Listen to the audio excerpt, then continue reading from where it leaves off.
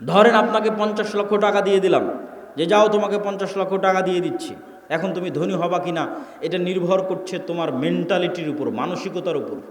কে ধনী হবে 50 লক্ষ টাকা নিয়ে, কে ধনী হবে না বুঝেন। যে 50 লক্ষ টাকা নিয়ে গিয়ে চিন্তা করবে আরে 50 লক্ষ টাকা পেয়েছি, তাহলে 50 লক্ষ টাকা থেকে একটা গাড়ি কিনি, মোটর সাইকেল কিনি, তারপরে একটা গাড়ি কিনি 20 লাখ টাকা দিয়ে, বাড়ি করি 30 লাখ টাকা দিয়ে, আর কি করা যায়, একটা এসি কিনি, একটা ফ্রিজ কিনি, আর কি একটা টিভি কিনি।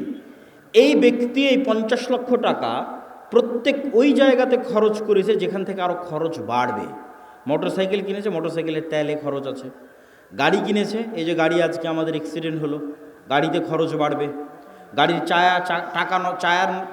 গাড়ির টায়ার নষ্ট হবে, চাকা নষ্ট হবে, ওটা নতুন করে কিনতে হবে। প্রতিদিন মোবিল লাগবে, মোবিল দিতে হবে।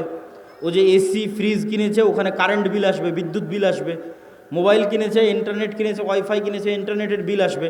তাহলে এই টাকা প্রত্যেক ওই জায়গাতে ব্যবহার করলো যেখান থেকে আরও খরচ বাড়লো। এই জীবনে কোনো দিন ধনী হতে পারবে না।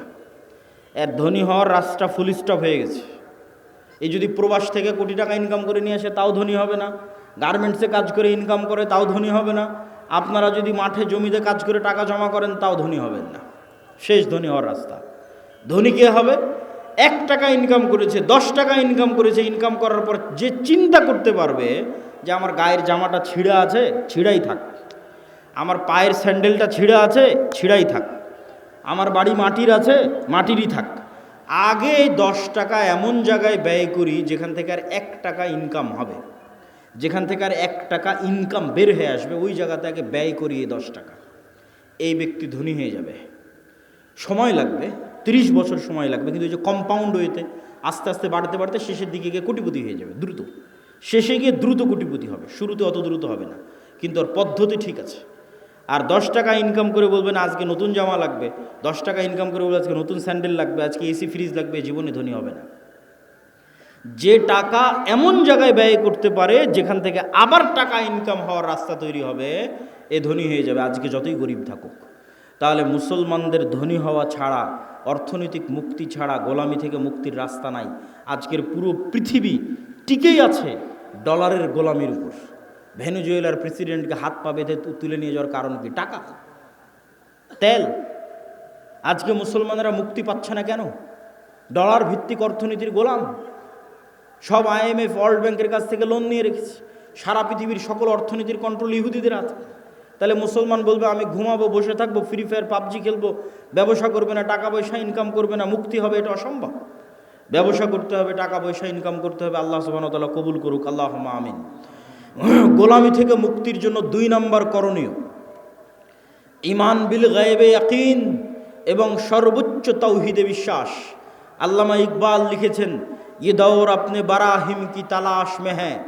আজকের যুগে মুসলমানদের মুক্তির একটাই রাস্তা। আজকে মুসলমানদের মধ্যে একজন ইব্রাহিম আলাইহিস সালাম লাগবে। নাই, ইব্রাহিম আলাইহিস সালাম নাই মুসলমানদের মধ্যে। আল্লামা ইকবাল গবেষণা করে দেখেছে, অনুসন্ধান করে দেখেছে,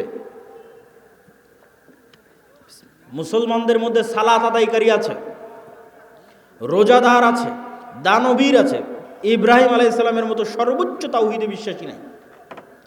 আপনারা আহলে হাদিস মানুষ মনে করছেন আমরা তো কবরে যাই না, আমরা তাবিজ কবজ ব্যবহার করি না, আমরা শিরক করি না, তাহলে আমাদেরও কিসের তাওহীদে কমতি আছে? সেটা কোথায়? ইব্রাহিম আলাইহিস সালাতু ওয়াস সালামের তাওহীদ মানে তার হৃদয় শুধু এই কবর আর শিরক থেকে মুক্ত নয়, তার হৃদয় টাকার প্রভাব থেকে মুক্ত, নেশার প্রভাব থেকে মুক্ত, নারীর প্রভাব থেকে মুক্ত, ক্ষমতার প্রভাব থেকে মুক্ত। কোনো একটার প্রলোভন দেখিয়ে তাকে আল্লাহর আনুগত্য থেকে দূরে করা যাবে না। তুমি আহলে হাদিস হলে কি হবে? সালাফি হলে কি হবে? কবরে পূজা না দিলে কি হবে? তুমি তো বিড়িখোর, সিগারেটখোর, বিড়ি সিগারেটের নেশায় আছো।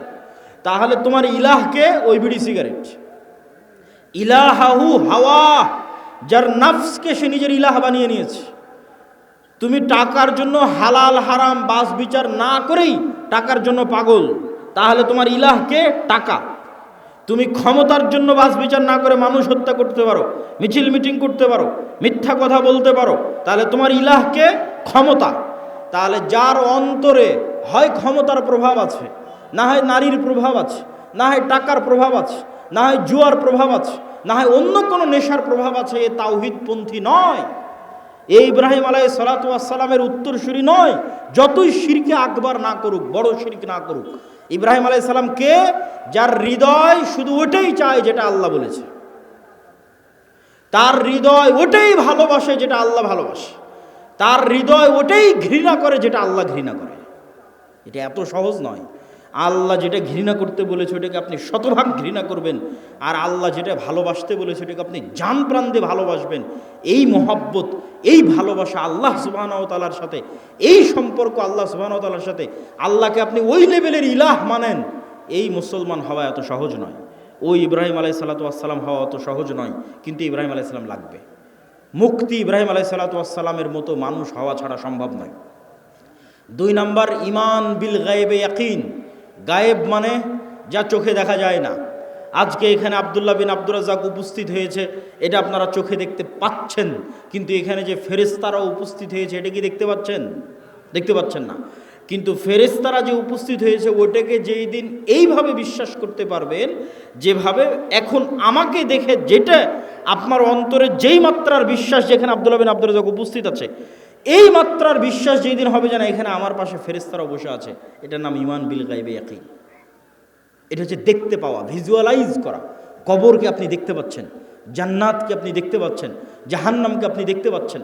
আপনি কল্পনা করেন, আসহাবুল উখদুদের ঘটনা বলছিল তাওহীদ ভাই, ওমা নাকামু মিনহুম ইল্লা ইউমিনু বিল্লাহিল আজিজিল হামিদ, বলছে যে আগুনের মধ্যে ঢুকে যাচ্ছে।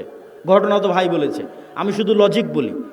ওদের বাড়ি আছে, ঘর আছে, বাড়ি ঘর রেখে সাক্ষাৎ আগুনের মধ্যে কিভাবে ঢুকে? একটা রাস্তা ছাড়া ওই আগুনের মধ্যে ঢুকার কোনো রাস্তা নাই। আপনি পারবো না। পারবো একটা শর্ত পূরণ করলে। সেটা কি? আসহাবুল উখদুদের ঈমান বিল গায়বে ইয়াকিন এত বেশি ছিল যে ওরা ওই আগুনের মধ্যে জান্নাত দেখতে পাচ্ছিল। ওরা আগুনে ঢোকেনি রে পাগলা, ওরা জান্নাতে ঢুকেছে। আল্লাহু আকবার। আপনি মনে করছেন আগুনে ঢুকেছে, কিন্তু ওরা তো আগুন দেখতেই পায়নি। ওরা ওই আগুনের জান্নাত দেখতে পেয়েছে। আমরা কিসে ঢুকছি? জান্নাতে ঢুকতেছি। জান্নাতকে এরকম ভিজুয়ালাইজ যতক্ষণ না করতে পারে ঢোকা সম্ভব নয়। আর ওরা যখন পেছন মুড়িয়ে নিজের বাড়ি ঘর দেখেছে তখন দেখতে পাচ্ছে। আপনি দেখছেন বাড়িতে এসি আছে, ফ্রিজ আছে, ঘর বাড়ি আছে, ছেলে মেয়ে আছে, কিন্তু ওরা যখন বাড়ির দিকে তাকিয়ে দেখেছে তখন দেখছে আর এখানে তো জাহান্নামের আগুন জ্বলছে।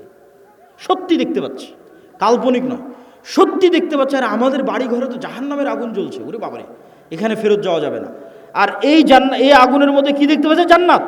আর এখানে তো ঢুকতে হবে। এর নাম হচ্ছে ঈমান বিল গায়বে ইয়াকিন।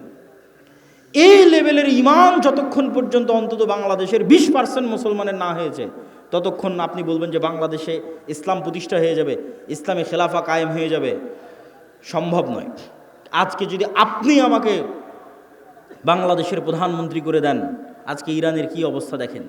আমি বাংলাদেশের ক্ষমতায় গিয়ে যদি বলি বাংলাদেশ শতভাগ ইসলামিক আইন বাস্তবায়ন করে দিলাম, কালকে ভারত এবং আমেরিকা মিলে অর্থনৈতিক বয়কট দিবে বাংলাদেশকে, যেমন ইরানকে দিয়ে রেখেছে।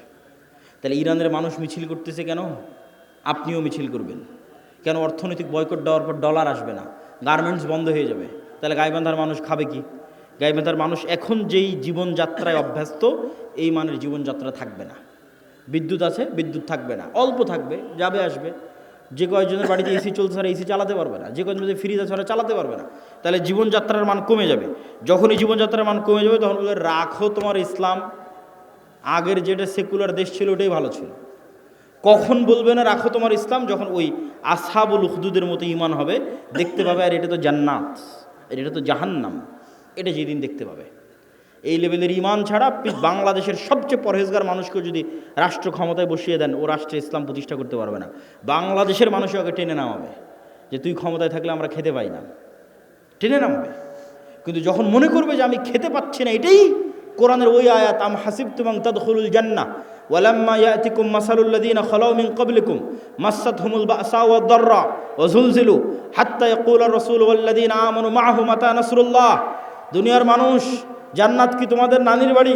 জান্নাত কি তোমাদের মামার বাড়ি? আল্লাহ বলছেন আম হাসিবতুম আন তাদখুলুল জান্নাহ, মনে করে নিলার জান্নাতে চলে গেলা, অথচ তোমাদের অতীতে যারা চলে গেছে তারা যে পরিমাণ কষ্ট সহ্য করেছে, তারা যে পরিমাণ আল্লাহর পরীক্ষার মুখোমুখি হয়েছে, সেই পরিমাণ পরীক্ষা, দুঃখ, কষ্ট তোমরা কিছুই ভোগ করনি, আর বলছো জান্নাতে চলে যাব?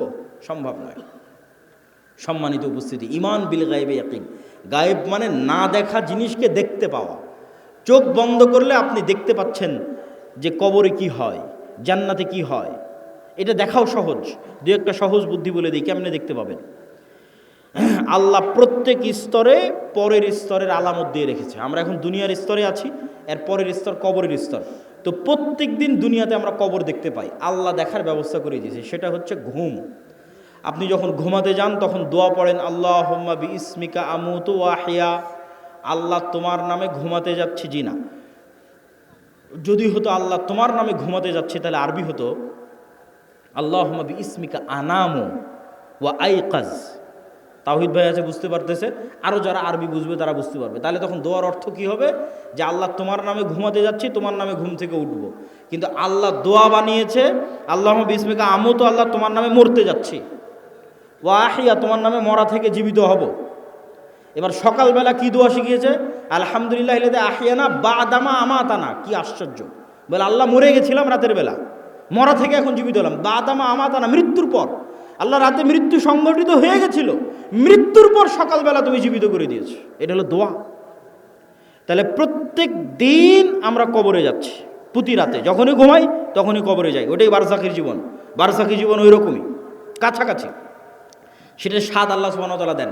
যদিও রুহের পার্থক্য ভেদে বারজাখী জীবনে এক একজনের এক এক রকম হবে। যেমন যারা শহীদের রুহ, এরা পাখি হিসেবে জান্নাতে উড়বে। শহীদের রুহের চাইতে উপরের লেভেলের রুহ, তারা আল্লাহর আরশে ঝুলন্ত থাকবে, বাতির মতো, আলোক বাতির মতো আল্লাহর আরশে ঝুলন্ত থাকবে। যারা তাদের চাইতেও টপ লেভেলের রুহ, নবীদের রুহ, তো নবীরা আরও টপ লেভেলের লাইভ জীবনযাপন করবে বারজাখে। লাইভ জীবনযাপন। মুসা আলাইহিস সালামের সাথে সাক্ষাৎ হচ্ছে, মসজিদে আকসায় নামাজ পড়তেছে মুহাম্মদ সাল্লাল্লাহু আলাইহি ওয়াসাল্লামের পিছনে। ইব্রাহিম আলাইহিস সালামের সাথে সাক্ষাৎ হচ্ছে। সবাই তো মরে গেছে, সবাই তো বারজাখী জীবনে আছে, কিন্তু নবীদের রূহ আরও আপার কোয়ালিটি। ওদের বারজাখী জীবনের ধরন আরও ভিন্ন, আরেকটু লাইভ।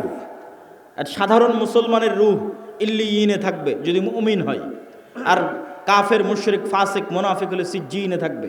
এবার যখন চলে গেছে ইল্লিয়িনে, যখন চলে গেছে বারজাখী জীবনে, ওখান থেকে এবার জাহান্নাম দেখা যাবে প্রতিদিন, ওখান থেকে এবার জান্নাত দেখা যাবে প্রতিদিন।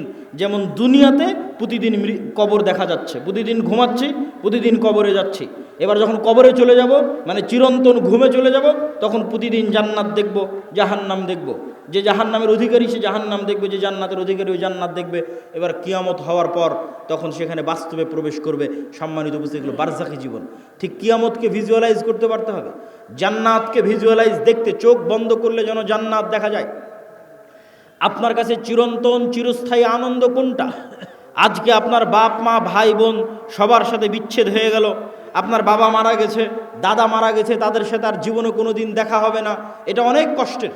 আর যদি মনে করেন না, আবারও এই গাইবান্ধা, এই শাখাহাতি, এই বালুয়ার গ্রামে যদি আমার বাবা মা ভাই বোন সবাইকে নিয়ে একসাথে থাকতে পারতাম, বিশাল বাড়ি হতো, আর যদি কোনো দিন মৃত্যু না হতো, সবাই যদি একসাথে মিলেমিশে আনন্দে কাটাতে পারতাম, তাহলে এই স্বপ্ন জান্নাতে পূরণ হবে। তাহলে জান্নাতে আসল জীবন, দুনিয়ার জীবন জীবন নয়। আমরা এই যে ঢাকা থেকে রওনা দিয়ে আপনার এই শাখাহাতিতে যতক্ষণ অপেক্ষা করতেছি, রুহের জগৎ থেকে সফর শুরু হয়ে জান্নাতে যাওয়া পর্যন্ত দুনিয়ার সময় অতটুকু। আমি এই যে আধা ঘন্টা আগে এসেছি, আর আধা ঘন্টা পর এখান থেকে বের হয়ে যাবো, 1 ঘন্টা সময় যতটুকু, রুহের জগৎ থেকে সফর শুরু হয়ে জান্নাতে যাওয়ার পর্যন্ত এই দুনিয়ার 60 বছরের জীবন ততটুকু, বাস্তবেও ততটুকু। কিয়ামতের মাঠে মানুষ উঠে বলবে, আরে দুনিয়াতে তো আমরা একদিন ছিলাম। বাস্তবেও আপনি এখন কল্পনা করে দেখেন যে আপনার গত 30 বছর চোখের পলকে পার হয়ে গেছে। মনে হবে আরে কয়দিন ছিলাম আমি দুনিয়াতে। ঠিক যখন মরার সময় কাছে চলে আসবে 60 বছর, তখনও মনে হবে আরে 2-1 দিনের মধ্যে সময় তো পার হয়ে গেল। এই একই অনুভূতি কিয়ামতের মাঠে যখন উঠবেন, ধরো দুনিয়াতে তো ছিলামই না, 1 দিন কি 2 দিন ছিলাম দুনিয়াতে।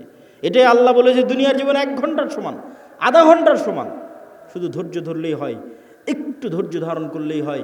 আল্লাহ সুবহানাহু তাআলার কাছে পৌঁছার জন্য প্রস্তুত থাকার চেষ্টা করতে হবে। ঈমান বিল গায়বে ইয়াকিন, এটা ছাড়া মুসলমানদের মুক্তি হবে না। আর 2টা কাজ করতে হবে মুসলমানদেরকে। টাকা ইনকাম করার কথা বলেছি, আরও 2টা কাজ আছে।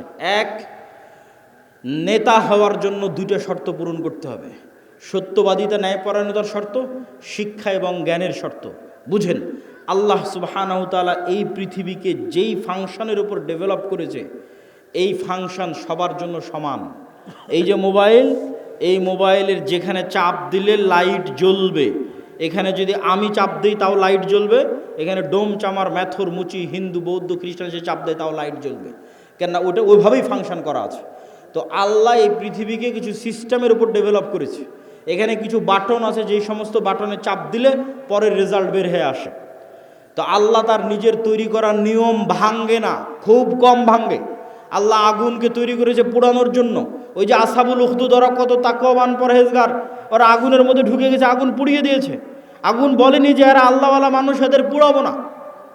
আল্লাহ তরবারিকে তৈরি করেছে কাটার জন্য। আল্লাহর নবী চাচা হামজা পর্যন্ত কেটে গেছে তরবারিতে। তরবারি বলেনি আরে এটা তো হামজার শরীর কাটবো না, না, নিয়ম নিয়ম। আল্লাহ খুব কম সময় নিয়ম ভাঙে। শুধুমাত্র ইব্রাহিম আলাইহিস সালামের সময় নিয়ম ভেঙেছে। আগুনকে বলছে আগুন, কুলনা ইয়া নারু কুনি বারদাম ওয়া সালামান আলা ইব্রাহিম, তোমার কাজ পোড়ানো, তবে আজকে নয়। কিন্তু সাধারণত আল্লাহ নিয়ম ভাঙে না।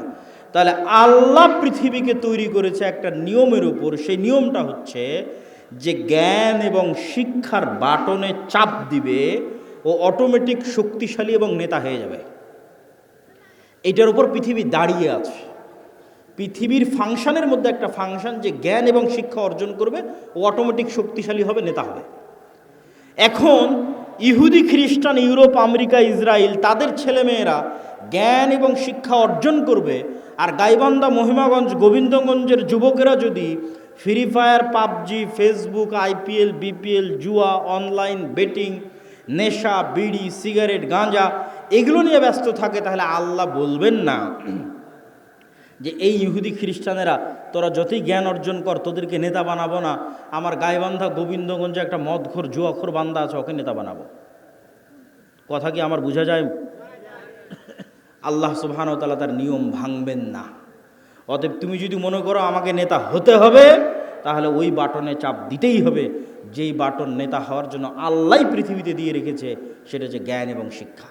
জ্ঞান অর্জন করতে হবে, পড়তে হবে। আদম আলাইহিস সালাম সবচেয়ে জ্ঞানী, আল্লাহ সুবহানাহু ওয়া তাআলা সবচেয়ে জ্ঞানী। জ্ঞান আল্লাহর বৈশিষ্ট্য, জ্ঞান আদম আলাইহিস সালামের বৈশিষ্ট্য।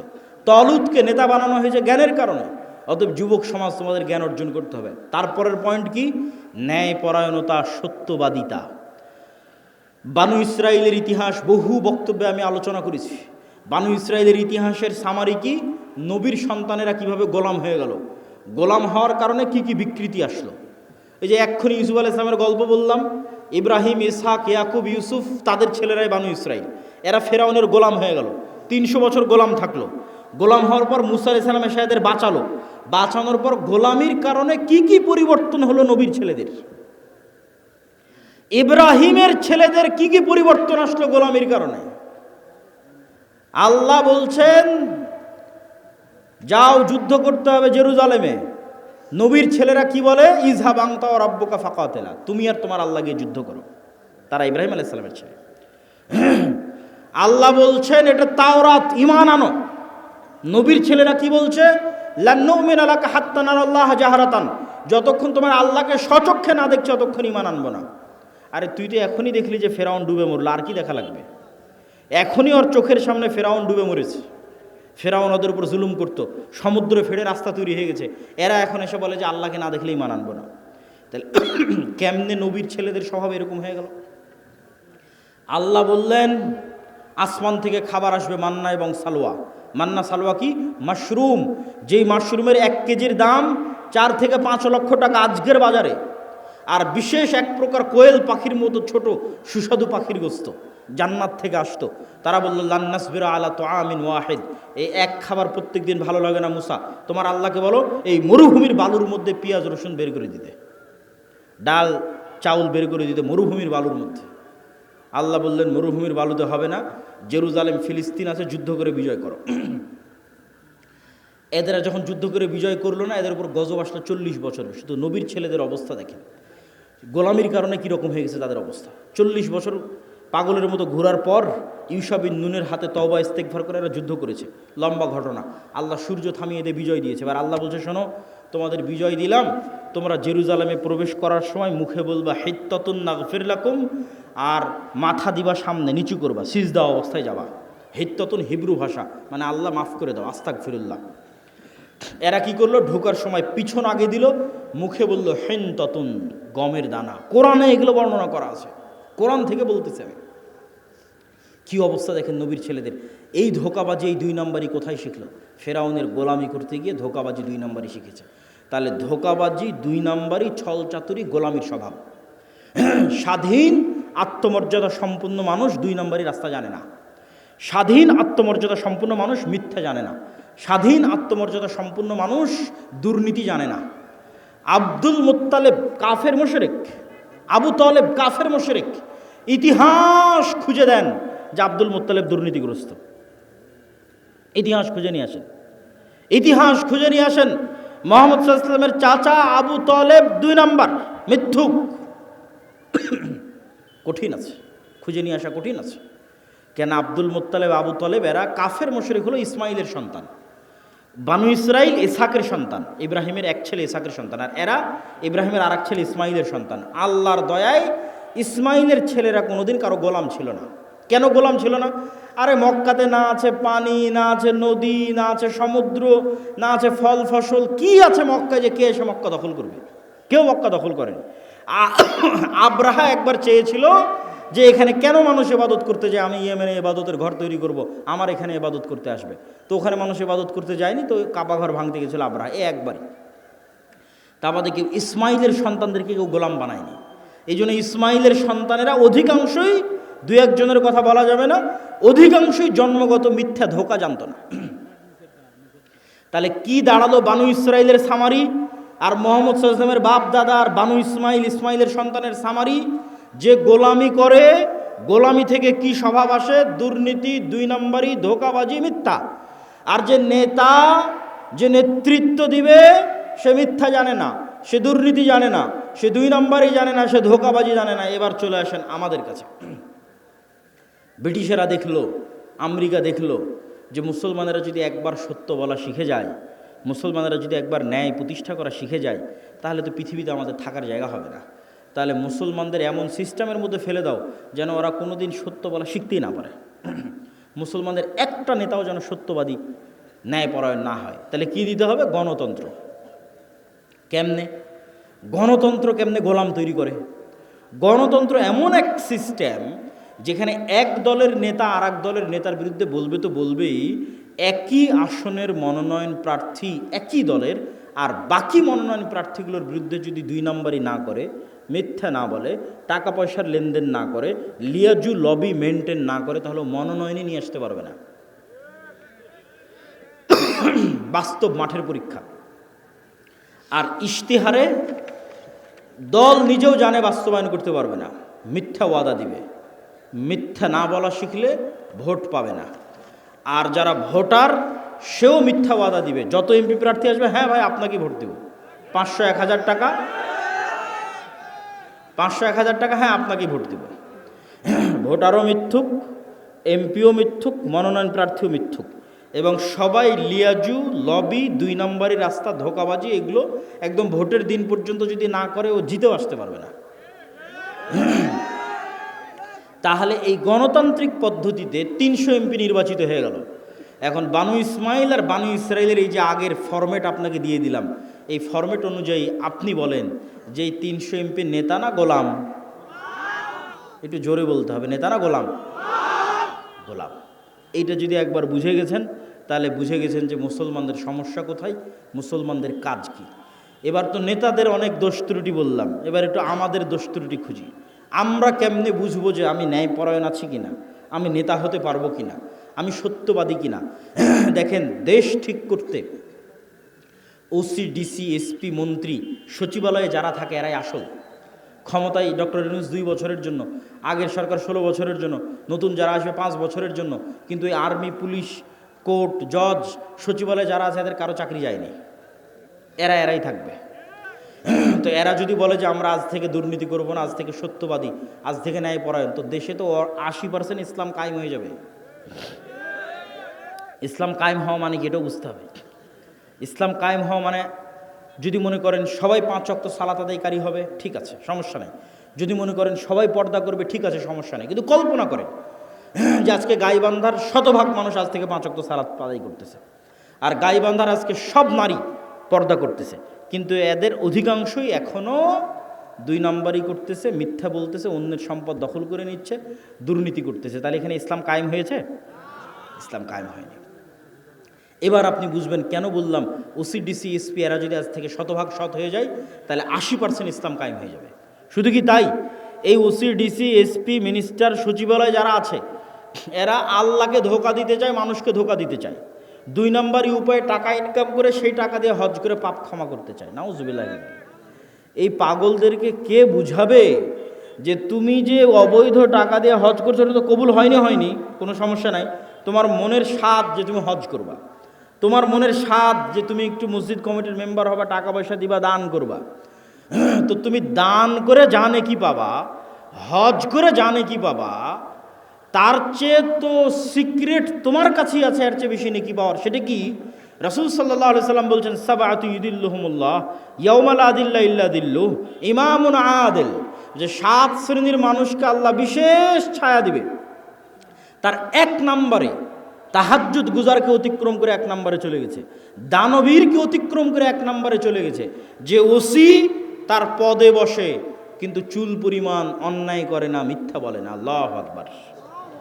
যে ডিসি, যে এসপি, যে প্রিন্সিপাল তার পদে বসে কিন্তু চুল পরিমাণ অন্যায় করে না, মিথ্যা বলে না, এটা 1 নম্বরে চলে গেছে, ইমামুন আদিল।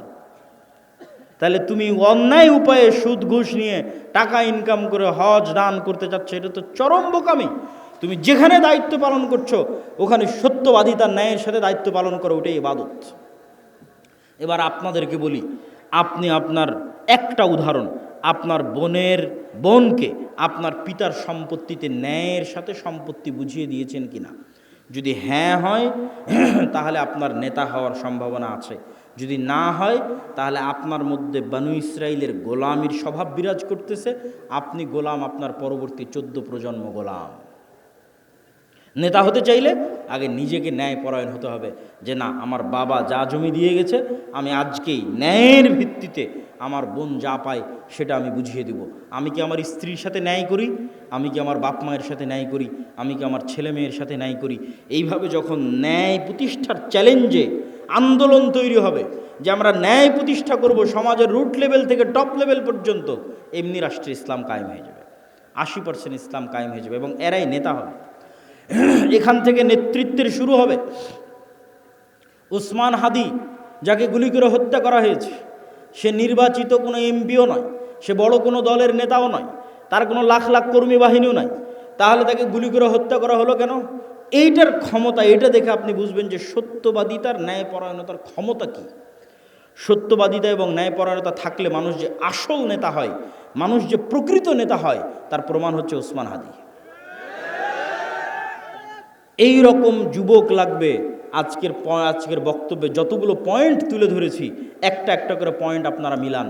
1 নাম্বার, যার ঈমান বিল গায়বে ইয়াকিন আছে। 2 নাম্বার, যার শতভাগ তাওহীদ আছে। 3 নাম্বার, যে টাকা পয়সায় গরিব ফকির নয়, ব্যবসায়ী। 4 নাম্বার, যে জ্ঞানে ভালো জ্ঞান, উচ্চ ডিগ্রি জ্ঞান অর্জন করে এসেছে। 5 নাম্বার, যে সত্যবাদী ন্যায়পরায়ণ, জ্ঞানকে বিক্রি করে না, টাকাকে অন্যায় উপায়ে লাগায় না। এই রকম যদি 500 যুবকও তৈরি হয় তাহলে এই 500 যুবকই বিপ্লব তৈরি করে ফেলতে পারবে, শুধু বাংলাদেশে নয়, সারা পৃথিবীতে। ইনশাআল্লাহ বলেন ইনশাআল্লাহ। তবে হ্যাঁ, এই রকম যুবকদের উপর বিপদ নেমে আসবে, যেমন আসহাবে কাহাফের উপর বিপদ নেমে এসেছিল। বাঁচার রাস্তা, তার জন্য 2টা সিক্রেট থিওরি বলে আজকের বক্তব্য শেষ করব। 2টে আল্লাহর সাহায্য পাওয়ার মাধ্যম। আল্লাহর সাহায্য ছাড়া বিজয় হয়নি, হবে না, হয়নি, হবে না। আল্লাহর সাহায্য লাগবে। আল্লাহর সাহায্য পাওয়ার 1 নম্বর উপায় সালাত, 2 নম্বর উপায় জিকির। সালাত কি? আজকে এখানে বসে বক্তব্য দিচ্ছি, আমেরিকায় বসে মানুষ লাইভ দেখতেছে, ইংল্যান্ডে বসে লাইভ দেখতেছে, ঢাকায় বসে লাইভ দেখতেছে। তো এই যে ইন্টারনেটের মাধ্যমে, মোবাইলের মাধ্যমে 1000 কিলোমিটার দূর থেকে আমার সাথে তারা লাইভ কানেক্টেড হয়েছে, অনলাইন কোর্সে জুম অ্যাপের মধ্যে, গুগল মিটের মধ্যে পাসওয়ার্ড দিয়ে যখন 1000 কিলোমিটার দূরে থাকা ছাত্র 1000 কিলোমিটার দূরে থাকা শিক্ষকের সাথে কানেক্টেড হয় লাইভে এবং ক্লাস নেয়, মুখোমুখি হয়, সালাত এমন এক প্রযুক্তি যা 7 আসমানে থাকা, আরশে থাকা, রব্বুল আলামিনের সাথে জমিনে থাকা আল্লাহর সৃষ্টি মানুষের মধ্যে লাইভ কানেক্টেড করে দেয় সালাত। আল্লাহু আকবার। আমি আল্লাহর নবীর হাদিস আপনাদের সহজবোধ্য করে অনুবাদ করলাম। হাদিস আল্লাহর নবীর, যে বান্দা যখন সালাতে দাঁড়ায় তখন আল্লাহ সুবহানাহু ওয়া তাআলা বান্দার মুখোমুখি হয়ে যায়।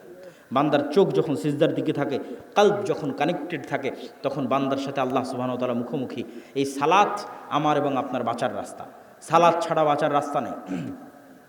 সালাত নাই, আল্লাহর গন্তির মধ্যে নাই, আল্লাহর কাউন্টের মধ্যে নাই, আল্লাহর খাতার মধ্যে নাই, আল্লাহর গণনার মধ্যে নাই। কে আপনি? আল্লাহ সুবহানাহু ওয়া তাআলা আপনাকে চেনে না। আপনি কিসের তাকবীর দেন, কিসের মিছিল মিটিং করেন, কিসের ভোট দেন, আল্লাহ সুবহানাহু ওয়া তাআলার গণনার মধ্যে আপনি নাই। তখনই গন্তির মধ্যে ঢুকবেন যখন আপনি 5 ওয়াক্ত সালাতে উপস্থিত হবেন। 5 ওয়াক্ত সালাত ছাড়া মুসলমানের বাঁচার কোনো রাস্তা নাই। সকল বিপদে আপদে মুসলমানের আসমানি মদদের দরকার, আসমানি সহযোগিতার দরকার। এই জন্য সূর্যগ্রহণে সালাত, চন্দ্রগ্রহণে সালাত, বৃষ্টি নাই সালাত, যে কোনো বিপদ আপদে সালাত। কেন? এটা একটা টেকনোলজি, এটা একটা প্রযুক্তি যা দিয়ে জমিনে থেকে 7 আসমানে থাকা রব্বুল আলামিনের সাথে লাইভ কানেক্টেড হওয়া যায়। সম্মানিত বুঝি, 2 নাম্বার জিকির। জিকির কেন পাওয়ারফুল এটা বলে আজকের বক্তব্য শেষ করে দেব, উঠিয়েন না, খুব গুরুত্বপূর্ণ। সব শেষ পয়েন্ট কিন্তু সবচেয়ে গুরুত্বপূর্ণ। জিকির কেন পাওয়ারফুল? সাউন্ড এবং শব্দ পাওয়ারফুল, এইটা আমরা বুঝি না। আজকের আধুনিক সভ্যতা টিকে আছে ইন্টারনেটের উপর। এই ইন্টারনেট টিকে আছে কিসের উপর? আলোর মধ্যে দিয়ে ডাটা ট্রান্সফার হয়, এটার উপর আমি কথা বলতেছি। এটা আলোর মধ্যে দিয়ে মোবাইল হয়ে, নেটওয়ার্ক হয়ে, টাওয়ার হয়ে চলে যাচ্ছে আমেরিকাতে। আলোর মধ্যে দিয়ে, আলোর মধ্যে দিয়ে আমার ভিডিও চলে যাচ্ছে, আলোর মধ্যে ডাটা ট্রান্সফার হয়। এটার উপর আজকের সভ্যতা দাঁড়িয়ে আছে। আর পৃথিবীর সবচেয়ে উন্নত প্রযুক্তির সভ্যতা হচ্ছে শব্দভিত্তিক, আওয়াজ ভিত্তিক, যেটার জ্ঞান আজকের বিজ্ঞানীদের নাই। কিছু জ্ঞান সুলাইমান আলাইহিস সালামের ছিল। সেটা কি? আজকে এখানে যদি কোনো চাইনিজ বসে থাকে, ও শুধু আমার আওয়াজই শুনতে পাবে। আওয়াজ কি বলছে, আওয়াজ, শব্দ। এখানে যদি এখন একটা চাইনিজ বসে বক্তব্য দেয়, তাহলে আপনি খালি আওয়াজ শুনতে পাবেন, কিছু বুঝতে পারবেন না। তাহলে আমি আলটিমেটলি একটা আওয়াজ উচ্চারণ করতেছি, যেটা আপনি বুঝেন, কিন্তু আরেকজনের কাছে এটা শুধুই আওয়াজ, আর কিছু না। তাহলে ওই পাখি, ওই গরু, ওই ছাগল, এই পিঁপড়া অবশ্যই আওয়াজের একটা ফরম্যাট আছে, যে ফরম্যাট উচ্চারণ করলেও বুঝবে। আওয়াজের একটা ফরম্যাট আমি এখন উচ্চারণ করছি, আপনি বুঝতেছেন। আর একটা ফরম্যাট কি? মাই নেম ইজ আব্দুল্লাহ, এটা আরেকটা ফরম্যাট আওয়াজের। আর একটা ফরম্যাট কি? আনা আব্দুল্লাহ, এটা আরেকটা ফরম্যাট। শুধু আওয়াজ, ফরম্যাট চেঞ্জ হচ্ছে, আরবি, বাংলা, ইংরেজি। এইরকমই একটা ফরম্যাট চেঞ্জ হবে। তাহলে পিঁপড়া যে উঠতে হাঁটতেছে, ওই যে মশা বসে আছে, ও বুঝবে যেটা কি আওয়াজ দিল রে। মশা তুমি উড়ো তো, ও বুঝতে পারবে, উড়ে চলে যাবে। ওই আওয়াজটা আমি জানি না, এই আওয়াজটা সুলাইমান আলাইহিস সালাম জানতেন, আল্লাহ দিয়েছিলেন। তাহলে আওয়াজ সবচেয়ে টপ লেভেলের প্রযুক্তি, যার উপর দিয়ে প্রযুক্তি হয় না। একটা উদাহরণ বলি। সুলাইমান আলাইহিস সালাম বললেন, রানী বিলকিসের সিংহাসনকে নিয়ে আসতে হবে। ইফরিত নামক জিন বলল, আমি নিয়ে আসবো, আপনি এখানে বসে আছেন, বসা থেকে উঠার পূর্বে নিয়ে আসবো। সুলাইমান আলাইহিস সালামের পছন্দ হয়নি। আল্লাযী ইনদাহু ইলমুম মিনাল কিতাব, সে বলল, আরেকজন বলল, চোখের পলক পড়ার পূর্বে নিয়ে আসবো। তো ওর বর্ণনা দিতে গিয়ে আল্লাহ কোরআনে বলছে, যার কাছে কিতাবের জ্ঞান আছে সে বলল, সে মানুষ কি জিন আল্লাহ ভালো জানে। আল্লাহ বলছেন, যার কাছে কিতাবের জ্ঞান আছে সে বলল, চোখের পলক পড়ার পূর্বে সিংহাসন আপনার সামনে উপস্থিত হবে। তাহলে ইফরিত নামক জিন গায়ের জোরে সিংহাসন নিয়ে আসতে চেয়েছে। আর যে বলল, যার কাছে কিতাবের জ্ঞান আছে, এখন জ্ঞানের জোরে সিংহাসন নিয়ে আসবে। এ আবার কি জ্ঞান? কোরআনের ধারা বিবরণী তাই বলছে, জ্ঞানের জন্য। অনেক মুফাসসির লিখেছেন যে তার কাছে লাউহে মাহফুজের বিশেষ জিকির, সাউন্ড, আল্লাহর বিশেষ জিকিরের জ্ঞান তার ছিল, যে জিকির উচ্চারণের মাধ্যমে চোখের পলকে রানী বিলকিসের সিংহাসন সুলাইমান আলাইহিস সালামের দরবারে উপস্থিত হয়ে গেছে। জিকির যে পাওয়ারফুল, শব্দ যে পাওয়ারফুল, তার আরও 3টে উদাহরণ দেন। আল্লাহ আসমান জমিন সব কিছু ধ্বংস করে কিয়ামত কায়েম করবে ইসরাফিলের বাঁশির আওয়াজে, শব্দ দিয়ে। শব্দ সব চূর্ণ বিচূর্ণ হয়ে যাবে। সব মানুষ মরে গেছে, ফেরেশতা মরে গেছে, সব শেষ। এবার নতুন করে সবাইকে জীবিত করা হবে, তখন ওই ইসরাফিলকে তৈরি করে ইসরাফিলের বাঁশির আওয়াজ দিয়ে সবকে কবর থেকে উঠানো হবে, আওয়াজ, সাউন্ড।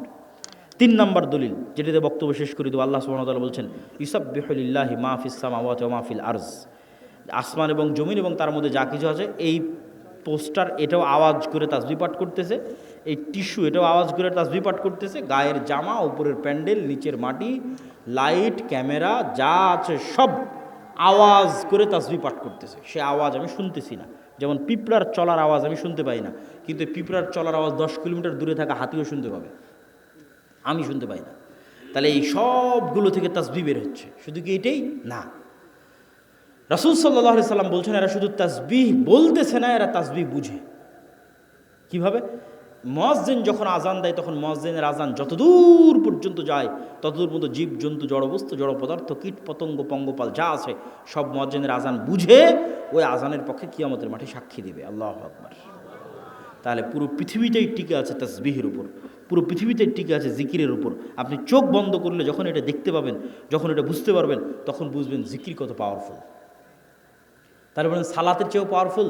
জি না, কথা ওঠে নয়, সালাতও জিকির। আল্লাহ কোরআনে বলছেন আকিমিস সালাত লিযিকরি, সালাত পড়ো জিকিরের জন্য। আসলে 24 ঘন্টা আল্লাহর জিকির করা উচিত, কিন্তু 24 ঘন্টা তো তোমরা পারো না, শয়তান তোমাদের পিছে লেগে থাকে। তো অন্তত 5 বার তো আল্লাহকে স্মরণ করো 24 ঘন্টার মধ্যে, এটা ফরজ। এটা যদি না করো তাহলে তোমার সাথে আল্লাহর কোনো সম্পর্ক নেই। মা সালাম।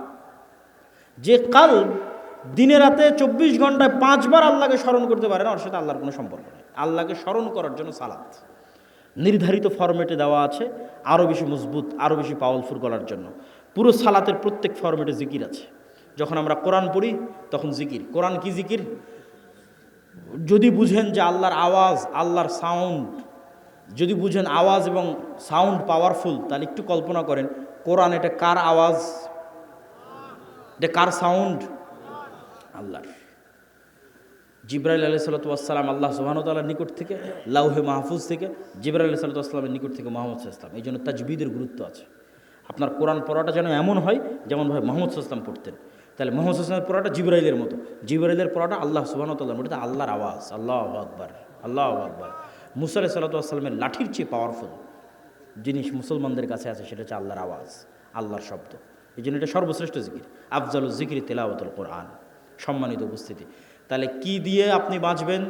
নেতা হতে চান, ইসলামী বিপ্লব করতে চান, 2টা জিনিস লাগবে, সকাল সন্ধ্যার জিকির, 5 ওয়াক্ত সালাত, পারলে রাতেরও সালাত। আল্লাহ সুবহানাহু ওয়া তাআলা আমাদেরকে আজকের বক্তব্যের উপর আমল করার তৌফিক দান করুক, আল্লাহুম্মা আমিন।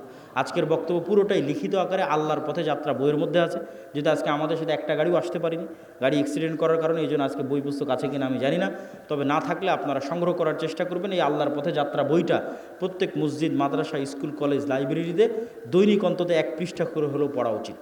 মহিমাগঞ্জ কামেল মাদ্রাসাতেও অন্তত 1-1.5 পৃষ্ঠা করে পড়া উচিত, বাস্তবায়ন করা উচিত। পাঠচক্র সকল মসজিদ, মাদ্রাসা, আল্লাহর পথে যাত্রা আর মাসিক আল ইতিসাম। এই বলে আমি আমার আজকের বক্তব্য শেষ করছি। প্রশ্ন উত্তর আপনারা ধীর স্থিরভাবে থাকেন, তাড়াহুড়া করার কিছু নাই। শাইখ সালাম নেবেন। আমার প্রশ্ন হলো, সালাতে যদি কোনো ব্যক্তি সূরা কিরাত মুখ এবং ঠোঁট না পড়ে, যদি ঠোঁট বন্ধ থাকে তাহলে এটা পড়া হলো না, এটাকে পড়ার মধ্যে ধরা হয় না। ঠোঁট নড়তে হবে, জিহ্বা নড়তে হবে, আওয়াজ হোক অথবা না হোক। শাইখ সালাম নেবেন। আমার প্রশ্ন হলো, এই শীতকালে আমাদের এলাকায় প্রায় সকল মসজিদে ফজর সালাতের আজান ওয়াক্ত শুরু হওয়ার অন্তত 20-30 মিনিট পূর্বে দেওয়া হয়। এইটা যদি দেওয়া হয় তাহলে অবশ্যই সংশোধন করার চেষ্টা করতে হবে। এখন তো আধুনিক যুগ, মোবাইল অ্যাপস সব জায়গায় নির্ধারিত সময় দেওয়া আছে কখন সুবে সাদেক হচ্ছে। কোনো ব্যক্তি ব্যাংকে টাকা রেখে কিছু সুদসহ মূলধন ফেরত পেয়েছে, উক্ত সুদের টাকা গ্রাহক নিতে ইচ্ছুক, তবে কি তিনি উক্ত টাকা কোনো অনিচ্ছুক নিকট আত্মীয় এতিমকে দান করে দিতে পারবেন? মানুষকে দিয়েন না, জনকল্যাণমূলক কাজে নেকির আশা ছাড়া ব্যয় করে দেন। সেটা যেমন ব্রিজ, কালভার্ট, টয়লেট, বাড়িঘর, এগুলো খাওয়ার মধ্যে দিয়েন না। শায়েখ, আমি বিভিন্ন সমস্যার সম্মুখীন, এমন অবস্থা বেশি বেশি দান করতে পারছি না। এমত অবস্থা একটা আমল শিখিয়ে দিন যা বিপদ থেকে রক্ষা করবে। সকল আমলকে কভার দিতে পারে জিকির।